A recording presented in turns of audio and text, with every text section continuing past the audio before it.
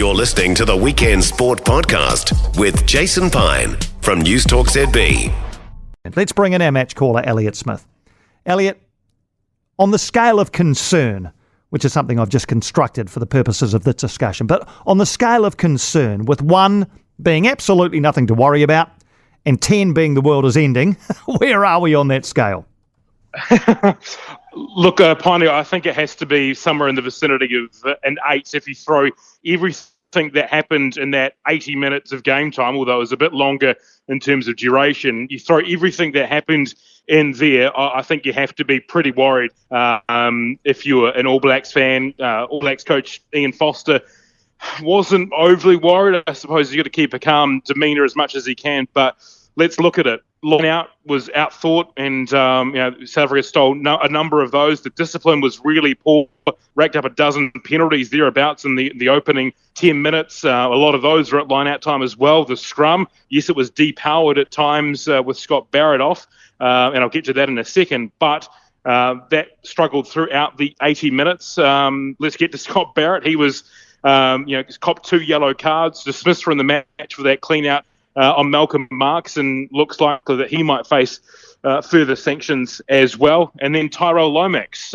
starting prop in some serious doubt now for the Rugby World Cup with a gashed knee. So combine all that together, Piney, there's a fair bit to chew over and a fair bit to worry about, I think, if you're the All Blacks. Absolutely right. Okay, let's unpack some of that. In fact, before we do, Ian Foster's reaction. You've been in the post-match press conference. He's normally pretty pragmatic about these things. How was his demeanour after that?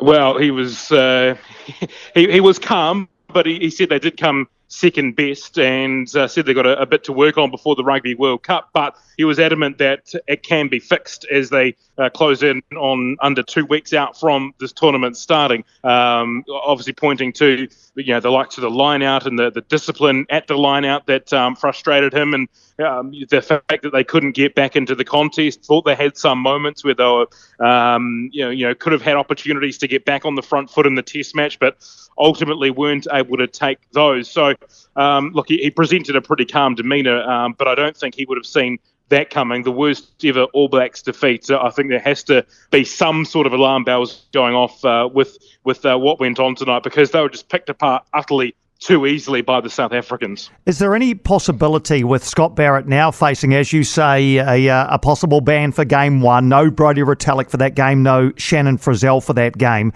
that there might be a last-minute change to the Rugby World Cup squad, which I think is submitted on Monday? Maybe Josh Lord comes in for an outside back. Is that any sort of possibility?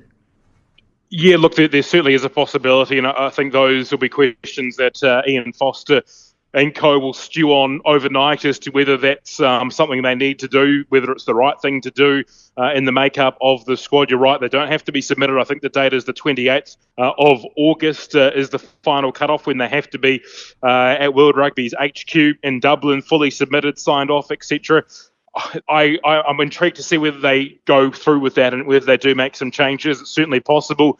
Scott Barrett's the kind of player that has had judicial trouble before, so it's not going to look great on his record if the case does come down and finds him guilty, if he is indeed brought upon to answer further charges from that incident. So you add all those factors in together, it's a tough one for the All Black selectors. I suspect they'll have the night to stew over it and debate what the right thing is to do, and perhaps find out a bit more information as well about Tyrell Lomax's injury too, and where that sits. So it might be a restless old night for the All Blacks at their HQ on the outskirts of London. Don't know there'll be much sleep taking place, to be quite honest. Indeed. Elliot, we all know what happened in 2022, and the first 4 tests of 2023, the first half against Australia and Dunedin notwithstanding, looked as though the All Blacks had moved on from 2022. Was this a throwback, or was this an aberration, an outlier in this Rugby World Cup year?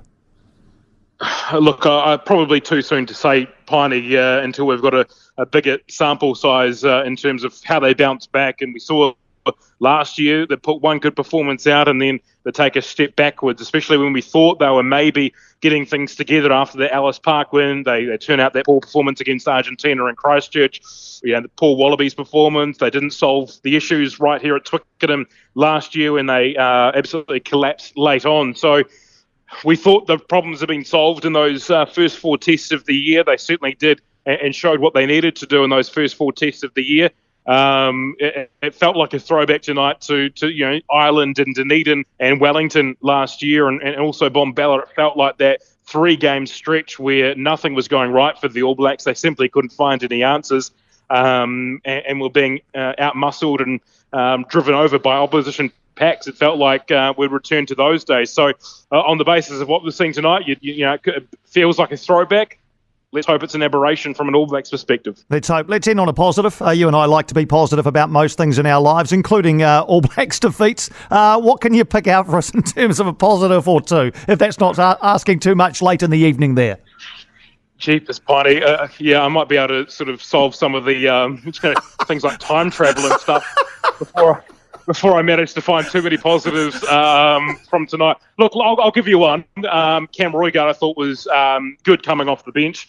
Thought he added some spark. He obviously took a very, very good try.